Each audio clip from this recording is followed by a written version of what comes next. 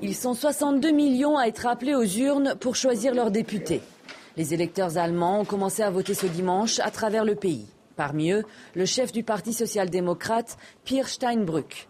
Économiste, ex-ministre des Finances, il a le vent en poupe grâce à une campagne très à gauche contre le bilan du gouvernement sortant. Peer Steinbrück devrait remporter un bon score. Pas assez pour gouverner seul avec les Verts, mais suffisamment pour peser sur les conservateurs. La chancelière sortante Angela Merkel risque donc de devoir gouverner avec ses rivaux sociodémocrates. Ce qui semble certain en tout cas, c'est qu'elle sera réélue. Appréciée pour sa gestion de la crise de l'euro, Angela Merkel est selon les sondages la personnalité préférée des Allemands. Elle a d'ailleurs axé toute sa campagne autour de sa popularité personnelle.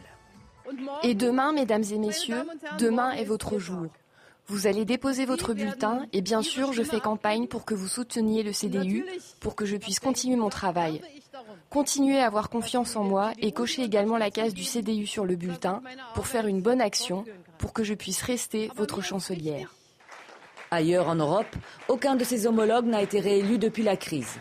Angela Merkel, elle, s'apprête à remporter une 3e victoire. Son 3e mandat de 4 ans à la tête de la plus grande économie européenne. Mais tout ne sera pas rose. Sa coalition pourrait voler en éclats. Celle qu'on appelle Mutti, maman en allemand, risque alors de devoir composer avec la gauche. Autre inquiétude, l'entrée possible au Parlement de la formation Alternative pour l'Allemagne. Un nouveau parti anti-euro, signe de la montée du populisme dans le pays. Ils sont crédités de 4%, au seuil des 5% nécessaires pour entrer au Bundestag.